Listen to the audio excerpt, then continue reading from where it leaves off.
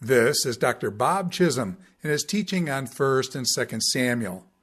This is session number 23, 2 Samuel chapter 13 through chapter 15, verse 12. You reap what you sow, chapter 13. A prodigal son comes home in body, but not in spirit, chapter 14, verse 1 through chapter 15, verse 12.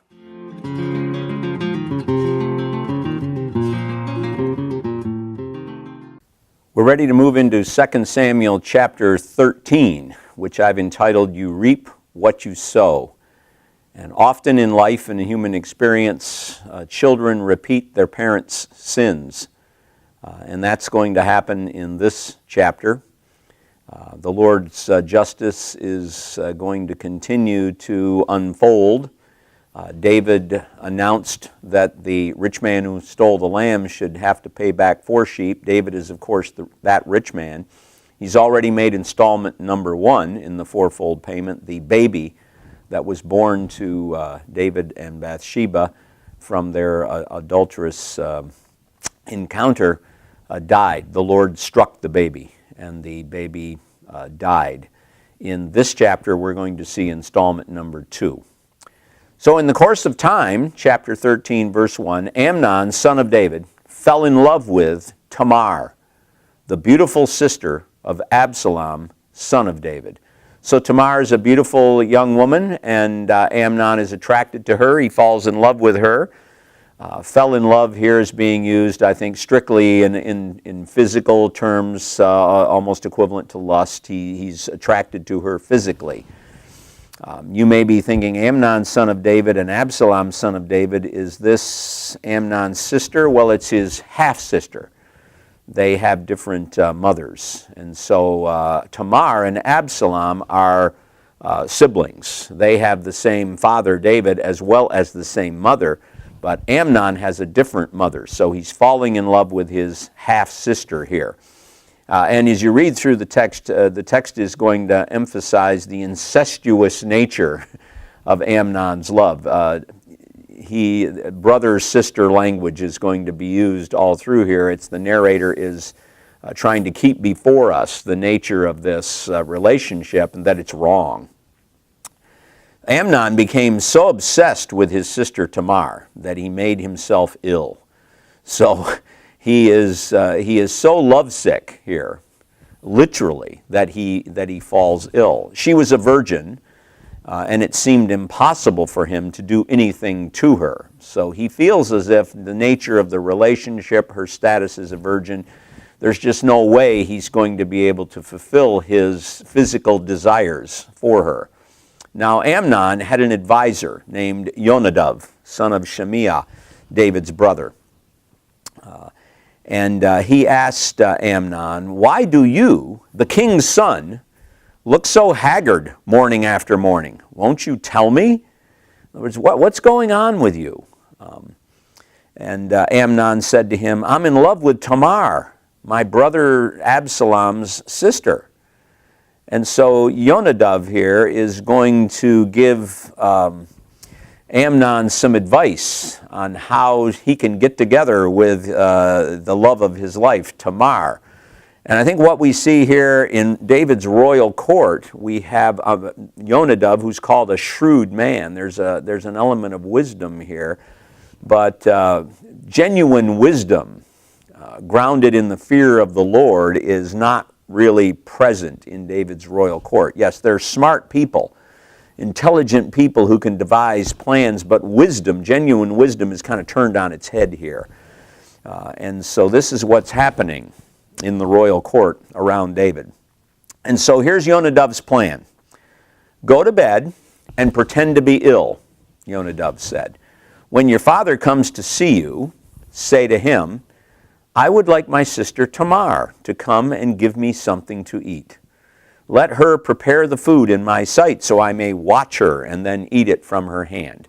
In other words, yes, I'm sick, Father, but it sure would help me if I had a nurse. Tamar would be a good one to send down. Maybe she can come down and she can kind of be my nurse and make me something to eat. that would be good. So Amnon lay down and pretended to be ill. He's going to implement the plan. When the king came to see him, Amnon said to him, I would like my sister Tamar to come and make some special bread in my sight so I may eat from her hand. David sent word to Tamar at the palace. And so what we're going to see here is this word send is going to be showing up. Again, remember, it's a reminder of David's authority. David can give orders and people will do what he says. And so back in chapter 11, he was sending here and sending there, and he was in the know, and he was plotting the demise of Uriah so he could have Bathsheba. And his abuse of authority led to some serious crimes. Well, he's still going to be exercising authority in this story, sending and sending. But in this particular case, he's outside the loop. He doesn't really understand what's going on behind the scenes like Yonadav does. And so he's going to send Tamar down there to her demise. Later in the chapter, he's going to send Amnon to the sheep shearing that Absalom is holding, and Absalom is plotting Amnon's death, and he's going to be sending Amnon to his demise. So hopefully you see how David's exercise of authority is backfiring. It's going to backfire in this chapter. And it's all part of God's just punishment of David.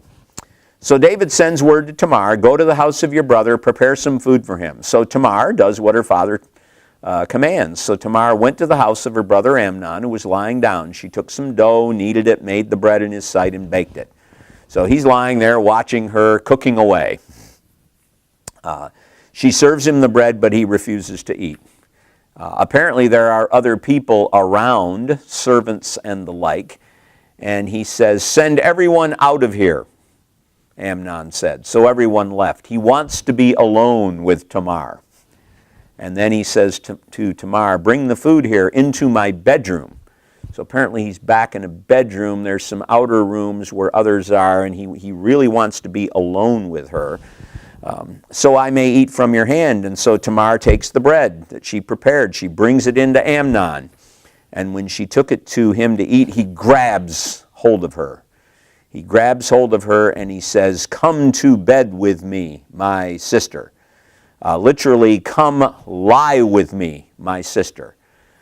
That's an echo of David's sin. It's the Hebrew verb shachav, which means to lie down, sleep, sometimes used euphemistically for sexual contact. It's the word that was used for David's intercourse with Bathsheba back in chapter 11. And it's showing up here. And he's saying, come to bed with me, my sister. We're being reminded again, this is incest, what he has in mind. He wants to have a relationship with his half-sister. This is forbidden in the law. But you know, in his warped perspective, he may be using the word here in more than just a relational sense. He may be using it in a romantic sense, because the love poetry of the Song of Songs uses sister in a metaphorical way for the young man's bride. You can see that in Song of Songs 4 and 5, and maybe that's the way he's using the terminology here. You wouldn't think that he would mention the relationship in this kind of request, but he may be using it romantically. But nevertheless, we are reminded of what's really going on here and the sin that's involved. And she says, no, my brother. Don't force me. Such a thing should not be done in Israel. Don't do this wicked thing. What about me? Where could I get rid of my disgrace? And what about you? You would be like one of the wicked fools in Israel. Please speak to the king. He will not keep me from being married to you. But he refused to listen to her, and since he was stronger than her, he raped her. So she tries to talk him out of it. She says, this is wrong for us to do this.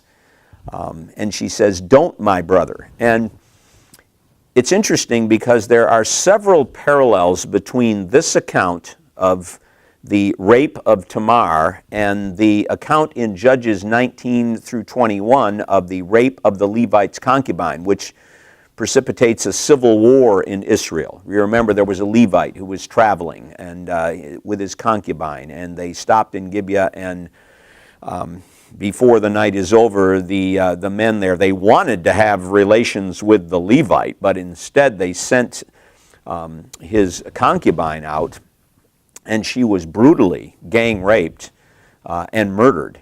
And there are several parallels between that story and this one. And this is not something that I dreamed up. Other scholars have seen this. And I'm just going to run through those parallels so you can see the accumulation, which suggests that this is not just coincidental. First of all, the words, the contemplated rape of the Levite and Amnon's contemplated rape of his sister are both called a disgraceful or wicked thing. Nivalah is the Hebrew word. Israel's horrified response to the concubine's murder. Remember, the Levites sent body parts around, and the Israelites responded to that. Sounds very much like Tamar's appeal to Amnon, where she says such a thing should not be done in Israel. Back on that occasion, such a thing had never been done in Israel. So there's something unique about the wickedness here. Both passages use the same Hebrew verb. It's inah, which means to abuse or humiliate, to describe the crime. This is what Amnon did to Tamar, and it's also what these men of Gibeah did to the concubine. The Ephraimites appeal to the men of Gibeah back in Judges chapter 19. He says, "No, my brothers, don't do this wicked thing." Structurally, it's identical to what Tamar says to Amnon. "No, my brother, don't humiliate me." And the expression, "no, my brother," plus a prohibition, it occurs nowhere else but these two texts, which tends to suggest that maybe there's an intertextual connection with them. Both the men of Gibeah and Amnon rejected the warning given to them. They refused. They would not listen, we are told in both texts. After raping Tamar, Amnon, as we'll see, we haven't read this verse yet, we will, he says to her, "Get up and get out." He wanted to satisfy his lust on her, but because she didn't reciprocate and probably fought him, that offended him. He wanted a willing love partner, and he didn't get it. He was going to satisfy his physical desires, but now, because she doesn't reciprocate, he just wants her out of his sight. His words echo the Levite's statement to his concubine the morning after her horrible experience. Remember, she crawled back to the house, and he callously said to her, "Get up, let's go." As far as he was concerned, she was damaged goods. And I think what we see here, it's almost as if the narrator of our story is subtitling Amnon's rape of Tamar as Gibeah Revisited. Something just like the Judges period has happened here right in the royal court. And of course, if you go back to that Judges story, there's all kinds of literary connections between that account and Sodom, the Sodom account, where the Sodomites wanted to rape the messengers, the visitors that had come to Lot. And so the Judges story could be called Sodom Revisited. This story could be called Gibeah Revisited.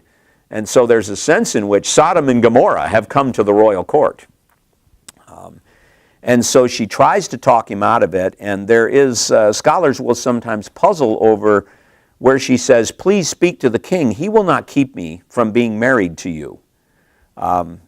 According to the Mosaic law, that can't happen. That's why he's so frustrated in the first place here, and decides he's just going to take what he wants no matter what the law says. So what does she have in mind here? Well, she's a desperate woman at this point. And I think she's just trying to stall. She's trying to deflect him. Hey, just go and ask Dad. Everything will be fine. He would probably say, "No, I can't do that." But she's operating on her emotions here. And who knows? This may be a commentary on David. She may be thinking, well, yeah, the law forbids this, but knowing my father, he may just let it happen anyway.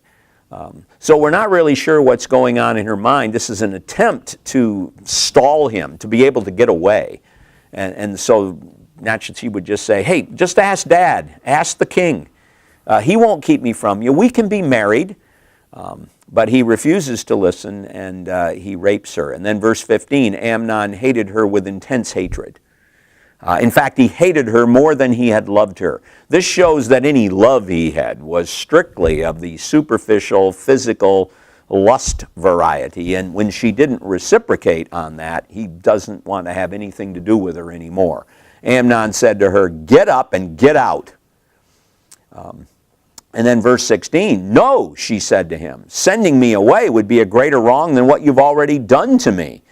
But he refused to listen to her. What she's thinking at this point is, I've been violated. And she's thinking in terms of rape rules and that sort of thing. And she's saying, now that you violated me, I'm ruined. I'm damaged goods. My life is over. You need to marry me at this point. But he is not going to go there. And so he calls his personal servant in verse 17 and says, get this woman out of my sight, and bolt the door after her. So Tamar is a very sympathetic figure in all of this. She's a victim. And she really deserves justice. Someone needs to step forward and bring Amnon into account for what he has done. But the servant puts her out, bolts the door after her.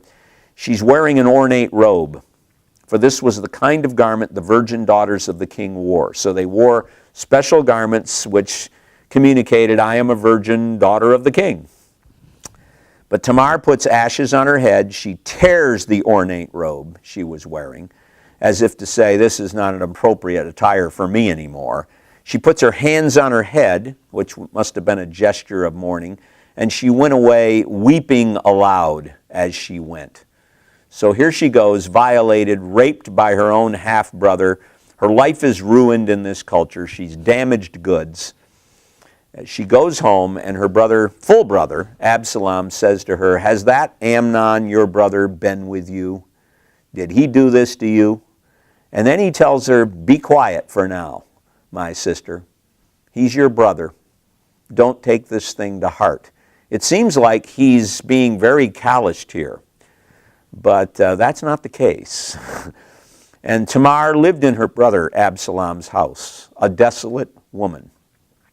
She's not going to be able to be married. No one's going to take her now. How is David going to respond? When King David heard all this, he was furious. And Absalom never said a word to Amnon. David is furious, but it may be more important to recognize what he didn't do. There's an emotional reaction. He's mad, but he doesn't do anything to Amnon. He doesn't execute justice against him for what he's done. He doesn't defend the cause of Tamar. And Absalom doesn't say anything, either good or bad. But he hated Amnon because he had disgraced his sister Tamar. There's an honor-shame factor involved here. And the honor of Absalom and his sister has been violated. And so he hates Amnon. And he is going to do something about that. And in verse 23, 2 years later, he's biding his time. There's going to be a sheep shearing. And Absalom goes to the king and he says, will you join me? Why don't you come down, father? And David says, no, my son. All of us shouldn't go. We'd just be a burden to you. The whole family doesn't need to show up at the sheep shearing. And Absalom urges him, but he still refuses to go. He does give his blessing. And then Absalom says, well, if you're not going to come, why don't you let my brother Amnon come down with us? And it's almost as if part of David is suspicious here. Well, why should he go with you, he asks in verse 26. But Absalom urges him. So notice what David does. He sent with him Amnon and the rest of the king's sons. So just as David sent Tamar to her demise, so he does here. He doesn't realize it at this point. Absalom has set something up. And he tells his men, listen, when Amnon is in high spirits from drinking wine, and I say to you, strike Amnon down, then kill him. Don't be afraid. Haven't I given you this order? Be strong and brave. I think what he's saying is, here's what I want you to do, and I don't want you to waver in this and hold back because it's murder. I'm the one who's responsible. I've given the order. You are simply my instruments, and so don't worry about it. Just do it. So Absalom's men did to Amnon what Absalom had ordered. Then all the king's sons got up, mounted their mules, and fled. So the murder occurs, and the other sons are wondering, what's going on here? Is he targeting all of the sons? And so they flee when this transpires. Well, it's interesting, some of the language that's used here. When Absalom tells his men, strike Amnon down, then kill him. That's that set of verbs that we talked about earlier. There is an echo here of David's murder of Uriah. Remember, he told Joab not to draw back, so he wanted Uriah struck down and killed. And now we have Absalom using that same language as he orders the death of his half-brother. And so while they were on their way, the report came to David. The sons are retreating, and the news comes to David. Absalom has struck down all the king's sons. Not one of them is left. That's an exaggeration. It's fake news. It's the kind of thing that happens. Oh my goodness, Absalom has wiped everybody out. No, the king stood up, tore his clothes, and lay down on the ground, and all his attendants stood by with their clothes torn. But Yonadav, the fellow who had advised Amnon on how to get together with his sister, son of Shemiah, David's brother, one of David's nephews, says, my lord should not think that they killed all the princes. Only Amnon is dead. This has been Absalom's express intention ever since the day Amnon raped his sister Tamar. And I'm wondering the gall of this guy, because I'm thinking, why isn't the king could say, why haven't you told us? But my lord the king should not be concerned about the report that all the king's sons are dead. Only Amnon is dead. I know about Absalom's target. He's a foil for David in the story. It's amazing that David doesn't get angry at him over this. Maybe he did, but the story doesn't say so. He's in the know.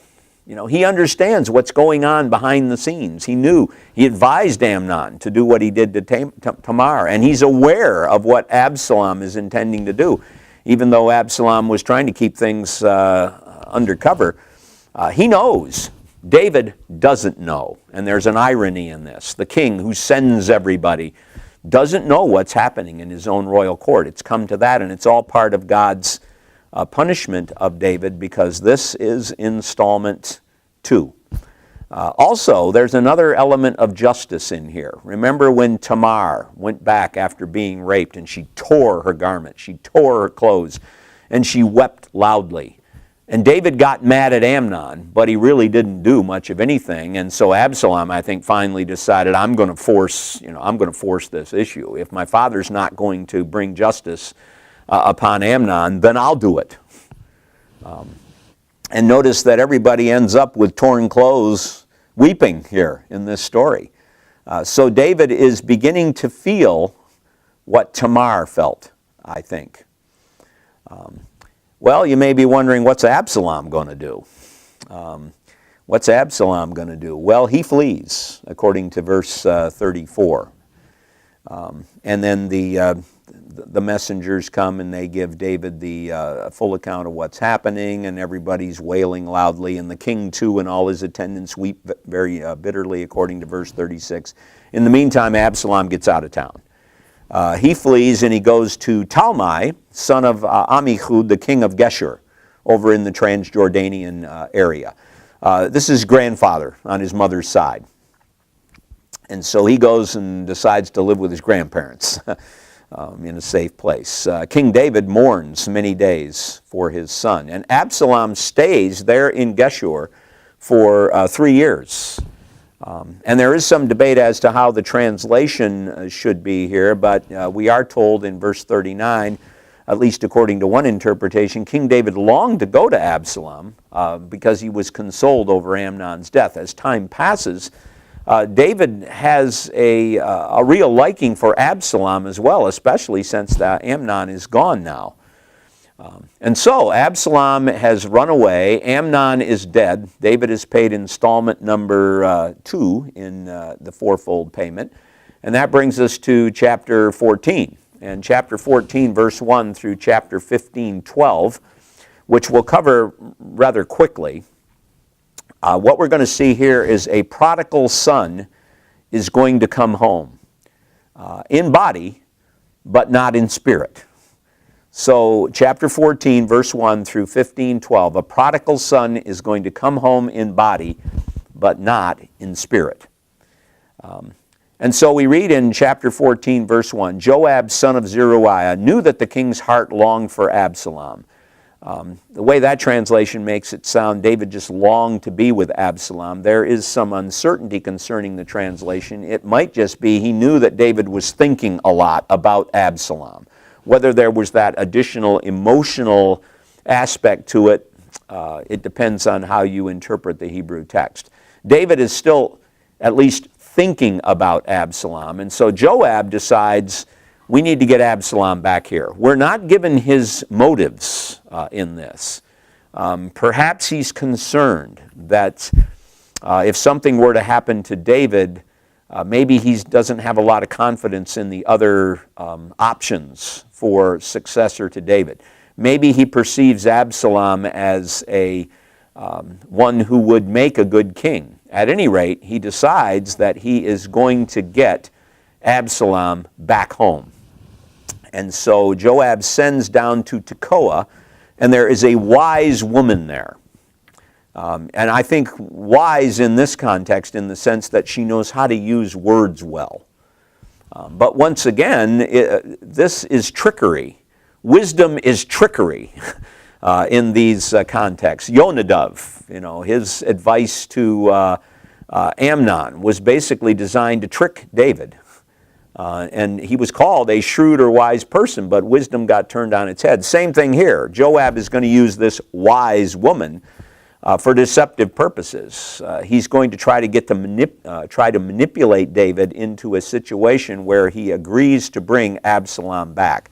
That seems to be Joab's desire here. So he tells the woman, you need to dress the part here that I have in mind for you. Pretend you're in mourning. Dress in mourning clothes. Don't use any cosmetic lotions. Act like a woman who spent many days grieving for the dead. So I want you to pretend you're a mourner. So a wise woman here seems to be equated with being a good actress. We're just going to deceive David. Then go to the king and say this to him. And basically, Joab puts the words in her mouth. And she apparently has a reputation as a wise woman. She's going to be able to execute this well. And she's going to go to David and she's going to fall down before him and beg for help. And David asks her, what's troubling you? And she's going to say, I'm a widow. My husband is dead. And I had 2 sons. And they got into a fight. And one of them struck the other and killed him. So one of my sons killed, maybe murdered, my other son. Now the whole clan is up in arms against your servant. And they're demanding that I hand over my son, my living son, to them so they can execute him for murder. But she says, here's the problem. I don't want to lose both sons. I've already lost my one son, and it's important to me that my living son, even though he killed his brother, be kept alive because he's the only heir, and we don't want the family line to die out. They would put out the only burning coal I have left, leaving my husband neither name nor descendant on the face of the earth. And so she appeals to him on this basis. Family is more important than justice in this particular case. And by the way, this seems to be the way David thinks. Joab never got brought to justice, and they're hoping Absalom won't. So the woman says, "Let my lord the king pardon me and my family, and let the king and his throne be without guilt." So David has said, I'll issue an order on your behalf. And David then says in verse 10, "If anyone says anything to you, bring them to me. They will not bother you again. I'm going to rule for you in this." And she said, Then let the king invoke the Lord his God to prevent the avenger of blood from adding to the destruction, so that my son will not be destroyed. In other words, I really want you to make sure that you give an official edict here, overturning what they want to do. And so David says, "As surely as the Lord lives, not one hair of your son's head will fall to the ground." So she's really pressed David to make a ruling on her side, and David has been willing to do this. And so then the woman says, "Let your servant speak a word to my lord the king." "Speak," he replied. And the woman says, "Why then have you devised a thing like this against the people of God?" She kind of turns this around against David. When the king says this, does he not convict himself? For the king has not brought back his own banished son. In other words, you're making a ruling on behalf of me and my son. You're showing great compassion for my son. But what about your own? What about your own banished son? Like water spilled on the ground. Now remember, Joab has put her up to saying all of this. So her argument is, you have intervened and been compassionate toward me and my son, sparing his life. But what about your own son, your own banished son? And then in verse 14, and remember, Joab is putting these words in her mouth. She has been told exactly what to say. She is a wise woman. She's good at communication. And so he has chosen her. And so this is Joab's philosophy that's coming through here. Like water spilled on the ground, which cannot be recovered, so we must die. Everybody dies. Death is inevitable. But that is not what God desires. Rather, he devises ways so that a banished person does not remain banished from him. So the argument seems to be that, hey, everybody's got to die, but God's in the business of restoring people. And God doesn't go around killing people. He thinks of ways that a banished person can be restored. And this is Joab's philosophy. He is a murderer. He has not faced justice, other than having David call a curse down on him a couple times after he killed Abner, but he's not faced justice in any kind of practical way. And this is his philosophy. People die, and God is in the business of restoring them so they don't have to remain banished. And it also reflects his attitude toward Absalom. Because think about it, Joab and Absalom are very similar in a lot of ways. They're both murderers. And so Joab wants David to show mercy to this murderous son of his, just like he's shown mercy to Joab in the past. So now I have come to say this to my lord the king, because the people have made me afraid.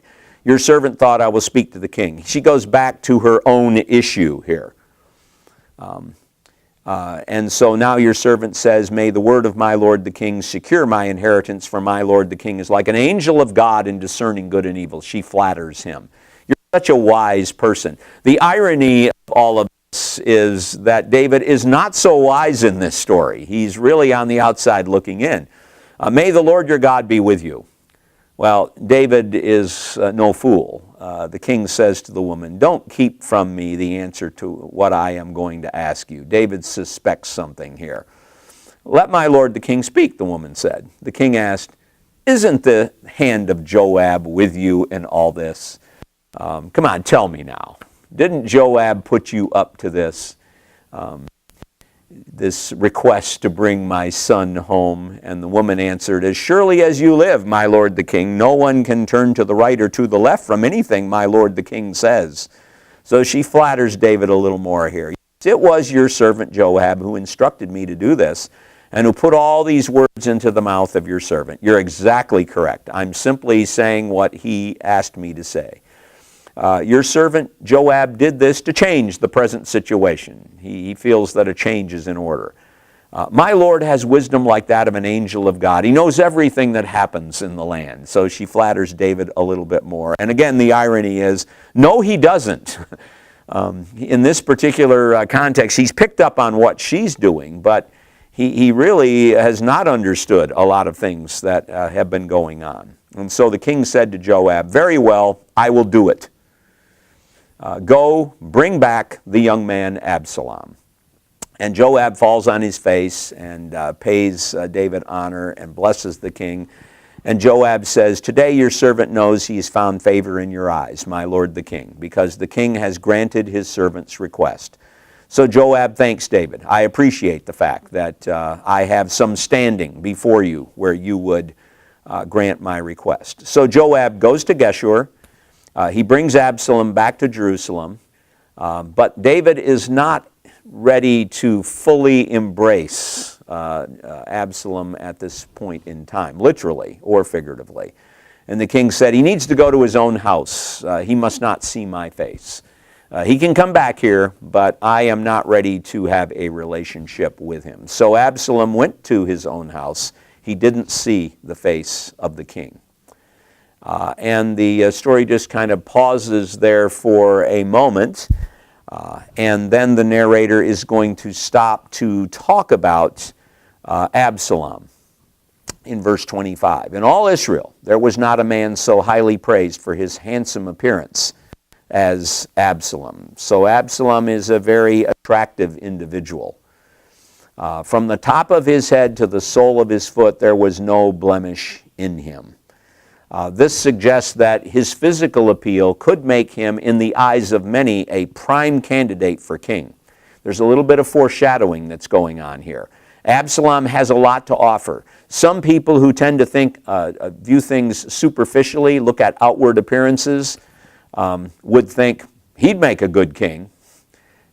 Indeed, he is going to go for that, and he's going to get a lot of support in his attempt to take kingship. So there is some foreshadowing. Whenever he cut the hair of his head, he used to cut his hair once a year because it became too heavy for him. He would weigh it, and its weight was 200 shekels by the royal standard. That's 3 pounds thereabouts. A lot of hair. So he's a good-looking fellow. 3 sons and a daughter were born to Absalom. His daughter's name was Tamar, and she became a beautiful woman. So he names his own daughter after his defiled sister. And that's a reminder to us of that whole incident, where justice had not really been served until Absalom killed Amnon. The Tamar incident is still kind of in the background here. He lives 2 years in Jerusalem, according to verse 28, doesn't see the king's face at all. And so Absalom wants to be reinstated fully. He doesn't like this arrangement. He's a prodigal son who has been brought home but has not been fully embraced by David. And so he sends for Joab. He's thinking, I need to contact Joab. Joab brought me back here. I need to get Joab to come and go to the king and help me out here. And he sends a second time, and Joab doesn't come. It appears that Joab has changed. Joab wanted him back, maybe because he felt like we need to have him around in case something happens to David. He is the best candidate for king. But then apparently when he sees David's attitude toward Absalom, Joab backs off. And he is not close to Absalom at all at this point. So Joab's attitude seems to have changed. So Absalom does something pretty radical. And this shows the kind of person he is. See, a lot of this is characterization. Absalom looks king-like. He names his daughter after his defiled sister. The Tamar incident is still eating at him, or he's being reminded of it at least a lot. And now he can't seem to get Joab's attention. So what do you do when you can't get somebody's attention?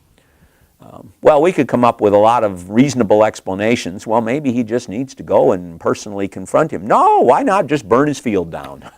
Burn his house down, burn his field down. So he says, look, Joab's field is next to mine. He has barley there. Go set it on fire.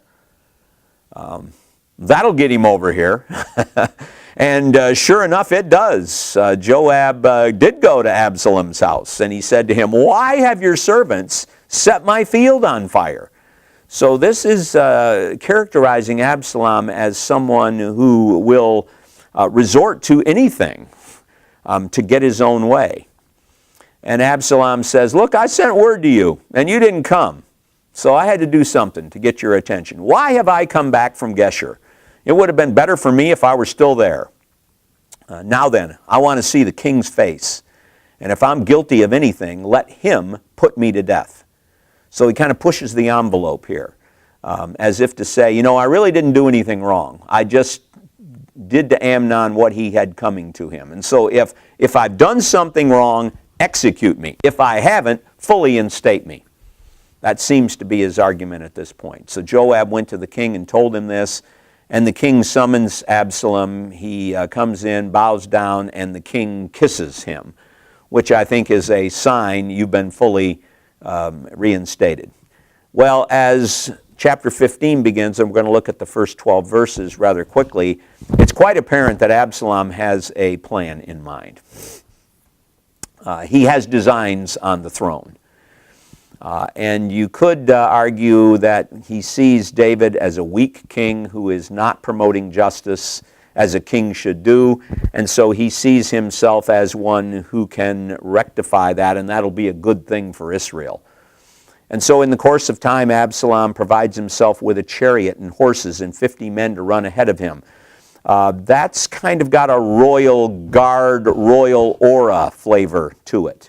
According to the standards of the culture. This is what kings do, and so he's kind of presenting himself as king-like. This is at least the way he's thinking of himself. And then he'd get up early and go and stand by the side of the road leading to the city gate. Basically what happens, apparently, people will come to the city, they'll come to David for rulings on what is just, kind of like the woman of Tekoa did, that Absalom was working with in the prior chapter. And people are coming from the tribes of Israel with problems, and Absalom is right out there to intercept them and meet them. And he talks to them this way: "Look, your claims are valid and proper, but there is no representative of the king to hear you. Justice is not being served at the moment here." He's trying to undermine, I think, what's going on with David. And Absalom is saying, "If only I were appointed judge in the land, everyone who has a complaint or case could come to me, and I would see that they receive justice." Really? Well, there's always competing parties in these things, but he seems to be promising satisfaction for everyone. That's impossible. So Absalom is presenting himself as a champion of justice, as if to say, my father is not really qualified to continue to rule, because we all know that kings are responsible for justice, but I am committed to justice. I will make sure that everyone's just cause is heard, and I will be a champion of justice for Israel. Whenever, according to verse 5, whenever anyone approached him to bow down before him, Absalom would reach out his hand, take hold of him, and kiss him. It's kind of like politician kissing babies. He is trying to endear himself, ingratiate himself with the people, and he behaved in this way toward all the Israelites who came to the king asking for justice. And so he stole the hearts of the people of Israel. He's a slick politician, and he steals their hearts, and it's quite apparent at this point that he has designs on the throne. And he indeed is going to create a rebellion and try to take David's throne away from him. 4 years pass, and Absalom says to the king, now he's ready to move. He says, "Let me go to Hebron and fulfill a vow I made to the Lord. While your servant was living at Geshur and Aram, I made this vow. If the Lord takes me back to Jerusalem, I will worship the Lord in Hebron." There's irony here, because this is where David was made king initially over Judah after Saul's death. And remember, he went to Hebron, and the men of Judah recognized him as king, and he ruled in Hebron for 7 years. So the king, David, who really is not in the know anymore, he doesn't see what's going on. He says, "Go in peace." And so Absalom goes to Hebron. But he had sent secret messengers throughout the tribes of Israel saying that come to Hebron, because Absalom is going to be recognized as king there. Remember, he's won their hearts over. He's got support. He realizes this is the time to move. And so 200 men from Jerusalem had accompanied Absalom. They had been invited as guests and went quite innocently, knowing nothing about the matter. While Absalom was offering sacrifices, he also sent for Ahitophel. Some people would pronounce that Ahitophel, but Achitophel in Hebrew, the Gilonite, who's David's counselor. And so he invites him to come, and apparently Achitophel is ready to throw his support over to Absalom. The conspiracy is gaining strength, and Absalom's following kept on increasing. And so we'll stop there for this lesson at that point, and we see that Absalom, the prodigal, came home in body, but he didn't come home in spirit. And what we're also seeing is David's failure to implement justice against people who deserved it is having serious personal repercussions. His failure to do something to Amnon when he had raped Tamar emboldened Absalom, and he decided to become the champion of justice. And I think that was the catalyst for his decision to try to become king, because he doesn't see David as a proper king, and so he will replace his father. I'm not suggesting that he's right in this, that the Lord is endorsing this at all, but David's failure is the catalyst for continued sin. The fact that Joab was never brought to justice may have said a lot to Absalom as well. So David is going to be in trouble here, as we'll see in the next lesson. Absalom is basically going to organize a revolt, and it comes to the point where he actually takes Jerusalem and drives David from the city. And we'll be looking at all of that in the remainder of chapter 15 and chapters 16 and 17.